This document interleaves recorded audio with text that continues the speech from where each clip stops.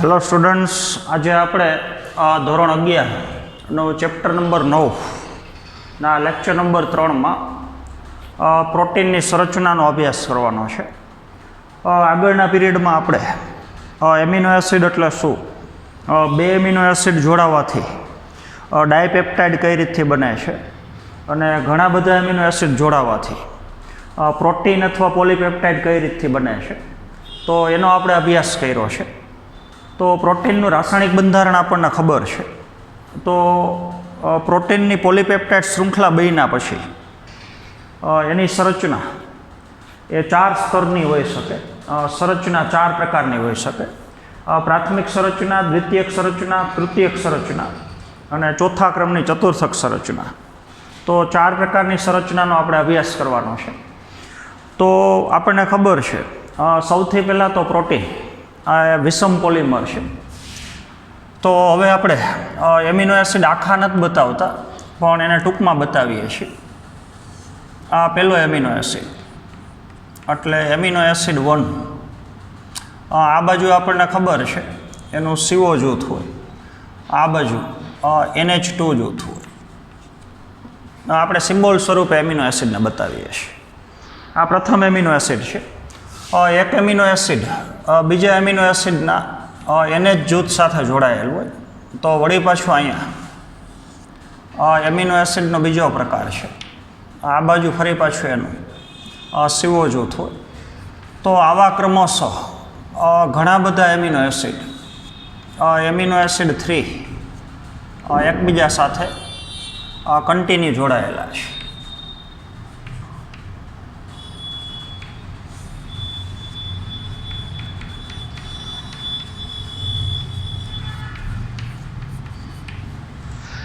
તો આખી જે શૃંખલા બની રેખીય શૃંખલા એને આપણે પોલીપેપ્ટાઇડ શૃંખલા કહીએ છીએ। એક એમિનો એસિડ બીજા ક્રમનો, ત્રીજા ક્રમનો, ચોથા ક્રમનો, પાંચમા ક્રમનો। તો અલગ અલગ એમિનો એસિડની અંદર આપણને ખબર છે આર જૂથ અલગ અલગ છે। અત્યારે આપણે એમિનો એસિડ થોડા અલગ રીતથી બતાવ્યા છે। તો એમિનો એસિડ એકબીજા સાથે પેપ્ટાઇડ બંધથી જોડાવાથી, CONH બંધ એટલે પેપ્ટાઇડ બંધ, જે લાંબી શૃંખલા બની રેખીય શૃંખલા એને આપણે પોલીપેપ્ટાઇડ શૃંખલા અથવા પ્રોટીન કહીએ છીએ। તો આપણને ખબર છે પ્રોટીન વિષમ પોલિમર છે, સમપોલિમર નથી। પોલિમર તો છે પણ એ પોલિમરની રચનામાં આવેલા એમિનો એસિડ એ અલગ અલગ પ્રકારના છે, એટલે તમે કહી શકો કે પ્રોટીન એ વિષમ પોલિમર છે। તો અત્યારે આપણો મુદ્દો છે અણુની સંરચના। તો અલગ અલગ સંદર્ભમાં અલગ અલગ બાબતોને અનુલક્ષીને અણુની સંરચનાનો અર્થ અલગ અલગ રીતથી થાય છે। દાખલા તરીકે આપણે અકાર્બનિક રસાયણશાસ્ત્ર, ઇનઓર્ગેનિક કેમિસ્ટ્રીની વાત કરતા હોય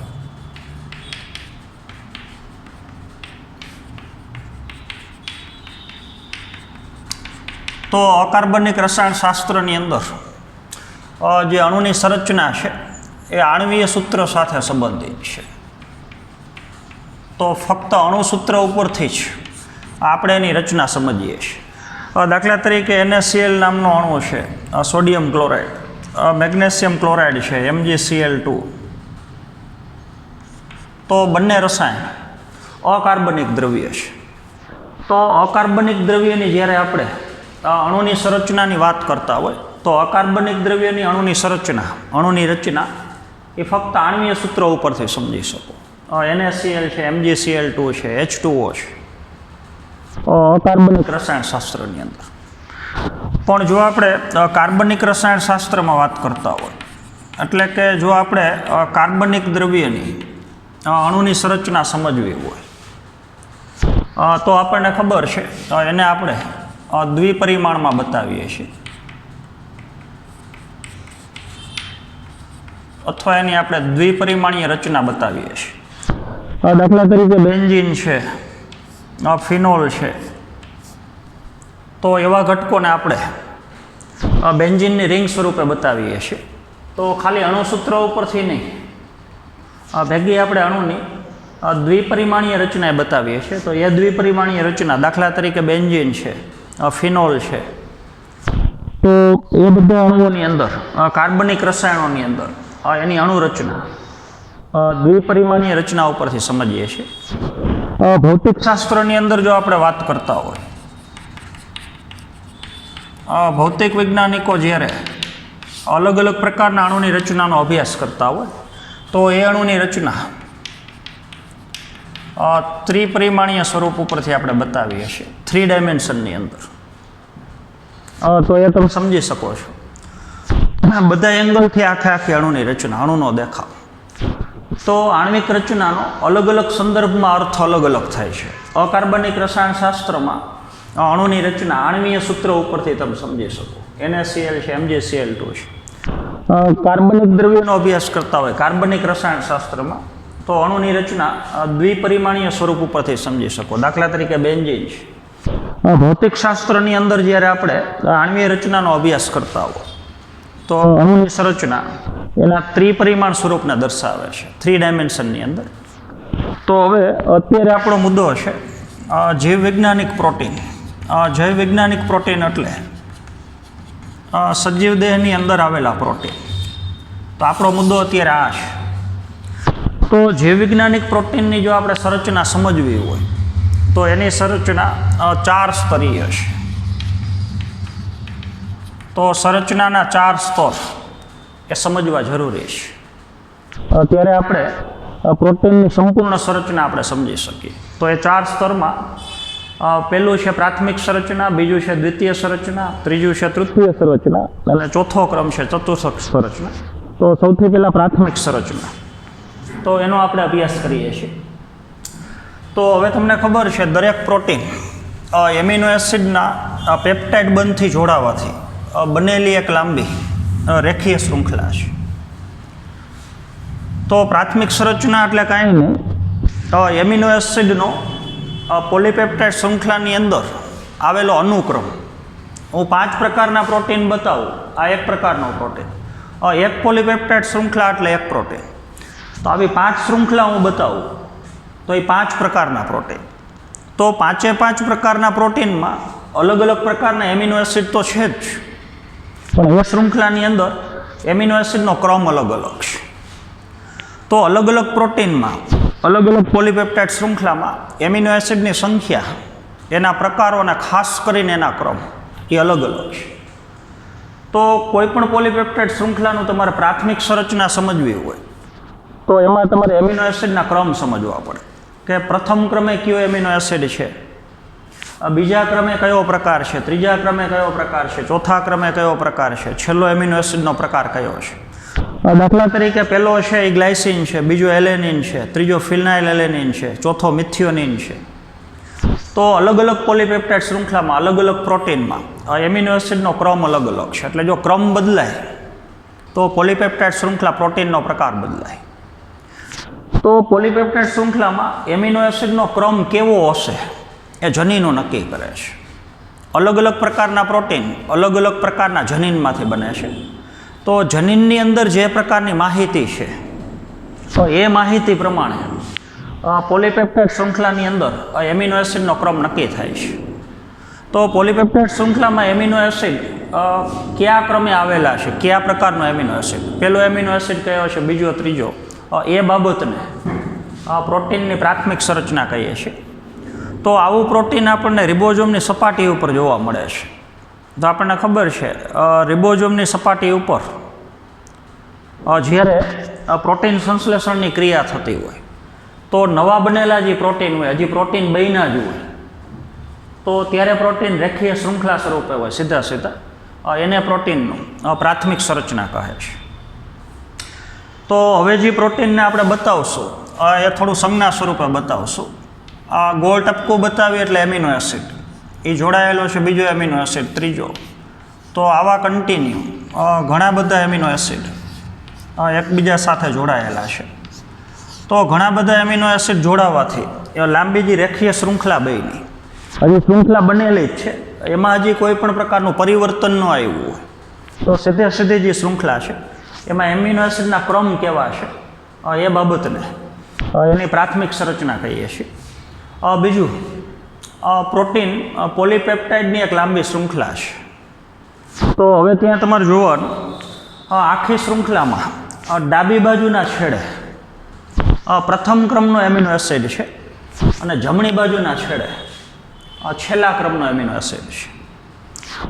પોલીપેપ્ટાઇડ શૃંખલાના ડાબી બાજુના છેડે પ્રથમ એમિનો એસિડ છે અને પોલીપેપ્ટાઇડ શૃંખલાના જમણી બાજુના છેડે છેલ્લો એમિનો એસિડ છે.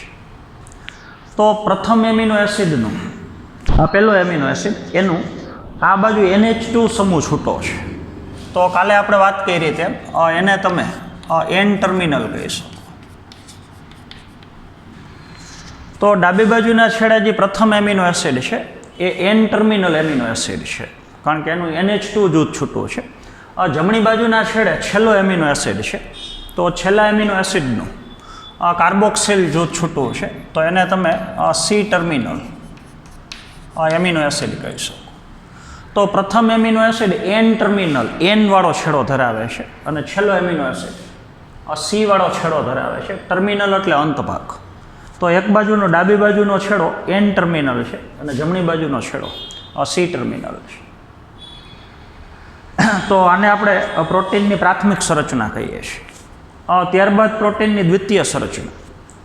હવે ઘણી વખત પ્રોટીનની જે પોલીપેપ્ટાઇડ શૃંખલા છે એ બની હોય ત્યારે તો પહેલાં રેખીય જ હોય રિબોઝોમ ઉપર, પણ બન્યા પછી એ શૃંખલા ઘણી વખત કુંતલાકાર બને છે.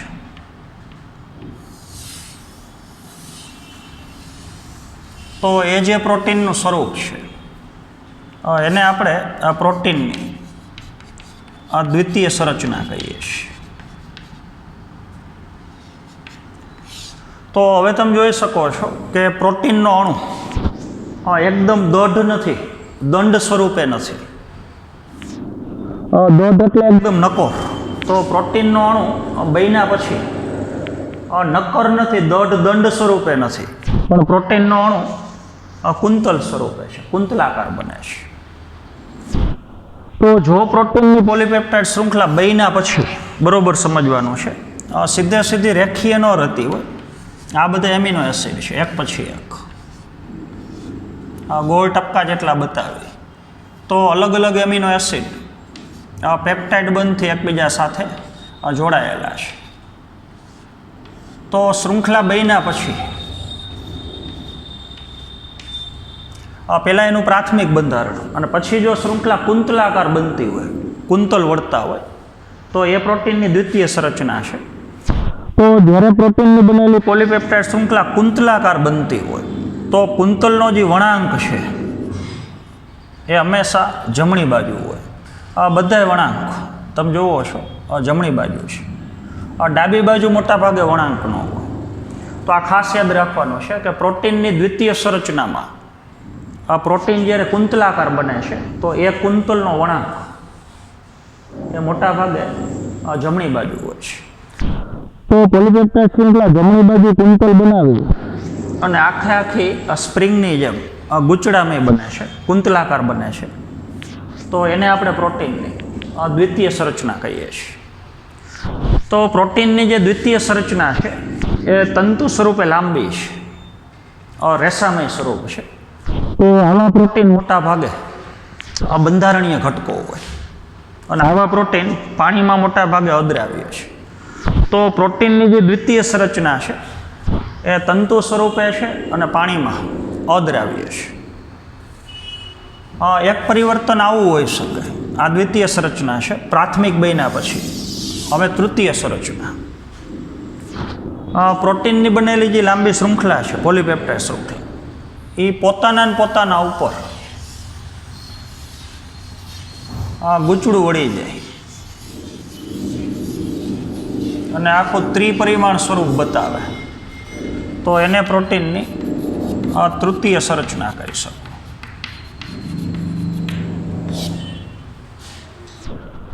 પોલીપેપ્ટાઇડ શૃંખલા સ્પ્રિંગની જેમ ગૂંચળામય બને તો એ દ્વિતીય સંરચના છે.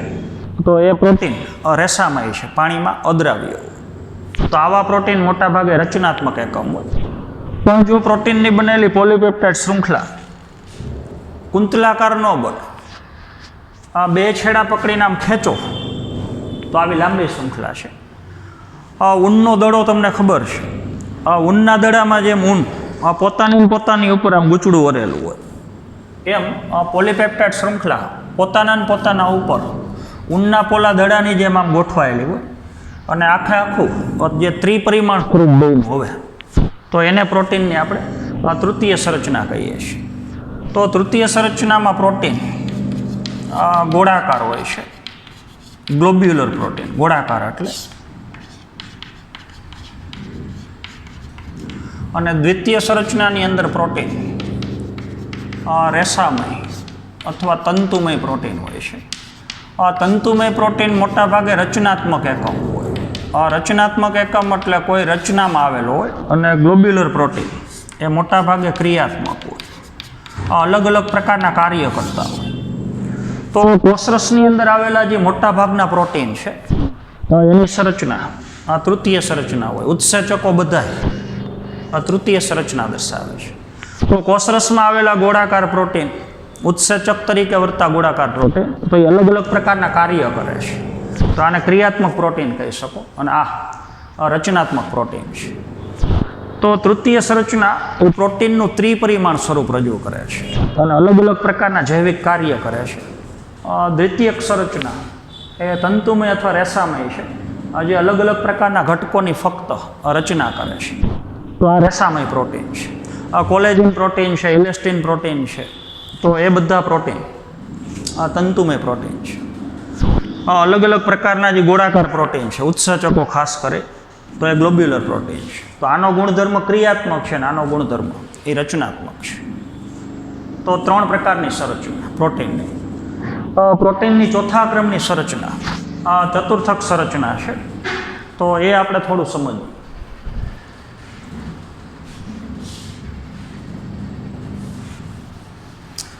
બીજું એક પ્રોટીનની જે તૃતીય સંરચના છે એમાં જ્યારે શૃંખલા પોતાના ઉપર આમ ગૂંચળું વર્તી હોય તો એક છેડો ના બીજો છેડો. તો જ્યારે શૃંખલા પોતાના ઉપર આમ ગૂંચળામય રીતે ગોઠવાયેલી હોય તો ત્યારે શૃંખલાના 2 એમિનો એસિડની વચ્ચે શૃંખલાને વિખાવા ન દે એટલા માટે અલગ અલગ જગ્યાએ શૃંખલા રાસાયણિક બંધથી જોડાયેલી છે. તો આમાં કન્ટિન્યુ ઘણા બધા રાસાયણિક બંધ હોય. તો એ રાસાયણિક બંધ અલગ અલગ પ્રકારના હોય છે. હાઇડ્રોજન બંધ હોઈ શકે, ડાયસલ્ફાઇડ બંધ હોઈ શકે, આયોનિક બંધ હોઈ શકે, હાઇડ્રોફોબિક બંધ હોઈ શકે. તો એવા અલગ અલગ પ્રકારના રાસાયણિક બંધથી શૃંખલાના અલગ અલગ એમિનો એસિડ એકબીજા સાથે આમ જોડાયેલા હોય, જેથી કરી અને શૃંખલા છે એને સ્થાયિત્વ મળે છે, એના બંધારણમાં સ્થિરતા આવે છે. તો એ બંધોના નામ તમારે ખાસ યાદ રાખવાના છે. હવે પ્રોટીનની ચતુર્થક રચના બરોબર સમજવાનું છે. પ્રાથમિક સંરચના, દ્વિતીય સંરચના અને તૃતીય સંરચના એમાં મોટા ભાગે એક પ્રોટીનમાં એક જ પોલીપેપ્ટાઇડ શૃંખલા છે. એક પ્રોટીન એટલે એક પોલીપેપ્ટાઇડ શૃંખલા, પ્રાથમિક બંધારણ, દ્વિતીય અને તૃતીય. પણ હવે અમુક પ્રોટીન એવા છે કે જે પ્રોટીન પોતાના બંધારણમાં એક અથવા એક કરતાં વધારે પોલીપેપ્ટાઇડ શૃંખલા અથવા એને તમે પેટા એકમ કહી શકો. એક પોલીપેપ્ટાઇડ શૃંખલા એટલે એક પેટા એકમ. તો ઝાઝી પોલીપેપ્ટાઇડ શૃંખલા અથવા ઝાઝા પેટા એકમ ભેગા મળી અને એક પ્રોટીન બનાવતા હોય. તો સાવ સહેલી ભાષામાં કહીએ તો જે પ્રોટીનની રચનામાં પોલીપેપ્ટાઇડ શૃંખલાની સંખ્યા એક કરતાં વધારે હોય. દાખલા તરીકે આવી 4 પોલીપેપ્ટાઇડ શૃંખલા એ એકબીજા હારે જોડાઈ જાય અને એક જ પ્રોટીન બનાવે તો એને પ્રોટીનનું ચતુર્થક સંરચના કહીએ છીએ. તો હમણાં આપણે જોયું એ પ્રમાણે તૃતીય સંરચનામાં પ્રોટીનનું ત્રિપરિમાણ સ્વરૂપ દર્શાવે છે. તો આ એક પોલીપેપ્ટાઇડ શૃંખલા થઈ. તો એક પોલીપેપ્ટાઇડ શૃંખલાનું ત્રિપરિમાણ સ્વરૂપ બરોબર સમજવાનું છે.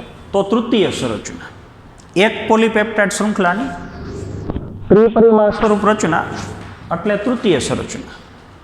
પણ બાજુમાં હવે બીજી પોલીપેપ્ટાઇડ શૃંખલા ગોઠવાઈ જાય આ જ રીતથી. એની નીચે પાછી 2 ગોઠવાઈ જાય. તો અત્યારે આપણે દર્શાવેલો પ્રોટીન એની અંદર પોલીપેપ્ટાઇડ શૃંખલા આ જે પેટા એકમો છે એની સંખ્યા થઈ ગઈ 4. તો 4 પોલીપેપ્ટાઇડ શૃંખલા. હિમોગ્લોબિનનું અણુ તમને ખબર છે, એમાં 2 પેટા એકમ જે બીટા શૃંખલા છે અને 2 જે પેટા એકમ છે પોલીપેપ્ટાઇડ શૃંખલા એને આલ્ફા શૃંખલા કહેવાય. તો 4માંથી 2 એકમ 2 શૃંખલા એ સરખી છે. ઉપરની 2 પોલીપેપ્ટાઇડ શૃંખલા, નીચેની 2 પોલીપેપ્ટાઇડ શૃંખલા, આ 2 સરખી છે ને આ 2 સરખી છે. તો 4 પોલીપેપ્ટાઇડ શૃંખલા, 4 પેટા એકમ, 4 ખંડો જોડાવાથી એક જ પ્રોટીન બન્યું, હિમોગ્લોબિન પ્રોટીન. તો હિમોગ્લોબિન જે પ્રોટીન છે એ ચતુર્થક સંરચના સ્વરૂપે છે. તો જો કોઈ પ્રોટીનની રચનામાં એક કરતાં વધારે પોલીપેપ્ટાઇડ શૃંખલા અથવા એક કરતાં વધારે પેટા એકમ આવેલા હોય તો કહી શકો કે એક કરતાં વધારે પોલીપેપ્ટાઇડ શૃંખલાનું ત્રિપરિમાણ સ્વરૂપ. અહીંયા 4 પોલીપેપ્ટાઇડ શૃંખલાનું આખું ત્રિપરિમાણ સ્વરૂપ એક સાથે, તો એને ચતુર્થક સંરચના કહીએ છીએ. બીજી અગત્યની વસ્તુ, ચતુર્થક સંરચનાની અંદર જ્યારે એક કરતાં વધારે પોલીપેપ્ટાઇડ શૃંખલા આવેલી હોય, દાખલા તરીકે 4 આવેલી છે, તો એ એકબીજાની સાપેક્ષમાં ગોઠવાય અને અલગ અલગ પ્રકારની રચના બનાવે છે. દાખલા તરીકે આ એક પોલીપેપ્ટાઇડ શૃંખલા, એની નીચે બીજી. જો આવી પોલીપેપ્ટાઇડ શૃંખલાઓ કન્ટિન્યુ એકબીજા સાથે ઉપર નીચે ગોઠવાયેલી હોય તો આખું લાંબુ રેખીય સ્વરૂપ બને છે. તો પ્રથમ, બીજું, ત્રીજું, ઘણી બધી પોલીપેપ્ટાઇડ શૃંખલા. તો આના જેવું જ છે. આમાં 4 પોલીપેપ્ટાઇડ શૃંખલા છે, આમાં 5 પોલીપેપ્ટાઇડ શૃંખલા છે. પણ આ પોલીપેપ્ટાઇડ શૃંખલા જો ઉપરી ગોઠવાયેલી હોય તો આવું લાંબુ રેખીય સ્વરૂપે બનાવી શકે.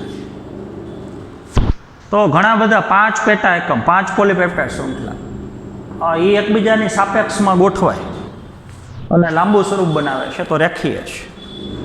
પછી આવું હોઈ શકે. હવે આપણે આ ભાગને ગોળ દડા સ્વરૂપે બતાવીએ છીએ. અંદર તમારે ગૂંચળું આખું સમજી લેવાનું.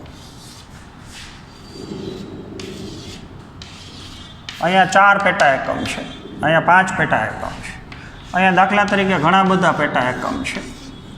તો એ ગોઠવાવાથી આવું સમઘનય બની શકે. તો પોલીપેપ્ટાઇડ શૃંખલા, બધામાં પોલીપેપ્ટાઇડ શૃંખલા એક કરતાં વધારે છે, પણ એકબીજાની સાપેક્ષમાં કેમ ગોઠવાય છે એના ઉપરથી સ્વરૂપ અલગ અલગ હોય. આવું રેખીય સ્વરૂપે હોઈ શકે, આવું સમઘન સ્વરૂપે હોઈ શકે, અને આવી રીતથી લાંબી પટ્ટી સ્વરૂપે હોઈ શકે. પહોળાઈ ઓછી હોય ને લંબાઈ વધારે હોય. તો આ જે બધા બંધારણ છે એ પ્રોટીનના ચતુર્થક બંધારણ છે. તો આખો હજી એક વખત આપણે રિપીટ કરીએ છીએ. એક જ શૃંખલાનું ત્રિપરિમાણ સ્વરૂપ, ગોળાકાર સ્વરૂપ, તો એ તૃતીય સંરચના છે. તો અમુક પ્રોટીન એવા છે કે પોતાના બંધારણમાં એક કરતાં વધારે પોલીપેપ્ટાઇડ શૃંખલા અથવા એક કરતાં વધારે પેટા એકમ ધરાવે છે. તો આ પેટા એકમો પોલીપેપ્ટાઇડ શૃંખલા જ્યારે એકબીજાની સાપેક્ષમાં ગોઠવાય તો આવું રેખીય સ્વરૂપે બનાવે, ઉપરી ગોઠવાય એકબીજાની ઉપર, સમઘનય બનાવે અને એકબીજાની ઉપર ગોઠવાય અને પટ્ટી સ્વરૂપે લાંબુ હોય.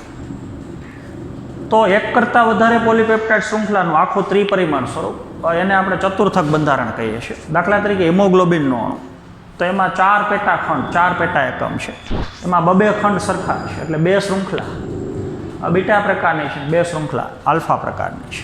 તો હિમોગ્લોબિનનો અણુ પ્રોટીનનું ચતુર્થક બંધારણ દર્શાવે છે. તો હવે તમે જોઈ શકો છો કે પ્રોટીનના અણુમાં અલગ અલગ પ્રકારની સંરચના હોય છે. તો 4 બંધારણમાં સૌથી વધારે સ્થાયી સ્વરૂપ હોય તો એ ચતુર્થક બંધારણ છે. ચતુર્થક બંધારણનું જે પ્રોટીન છે એ અલગ અલગ પરિસ્થિતિની અંદર સામાન્ય રીતે વિઘટન પામતું નથી. તો ચતુર્થક બંધારણ પ્રોટીનને સ્થાયિત્વ આપે છે, પ્રોટીનને પ્રસ્થાપિત કરે છે, પ્રોટીનના અણુની મજબૂતાઈમાં વધારો કરે છે.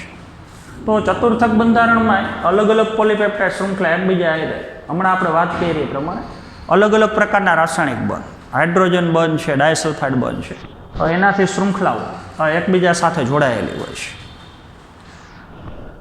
તો કોષરસની અંદર જે મોટાભાગના પ્રોટીન છે, ઉત્સેચકો છે, એનું સ્વરૂપ એ મોટાભાગે તૃતીય સંરચના છે.